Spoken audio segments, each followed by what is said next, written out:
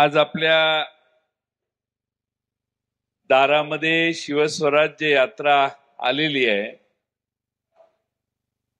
8 August पासून शिवनेरीच्या किल्ल्याच्या पायथ्यापासून आम्ही ही सुरुवात केली आणि महाराष्ट्रामध्ये कोण आहे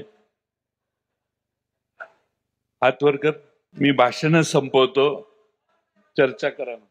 असं आहे की असा पोरकटपणा जर करणार असाल तर सगळ्यांची भाषणं झालेली आहेत, मला काही जास्त इंटरेस्ट नाही। मी पुढची सभा आहे, वेळ वाचवायला मी लगेच जातो।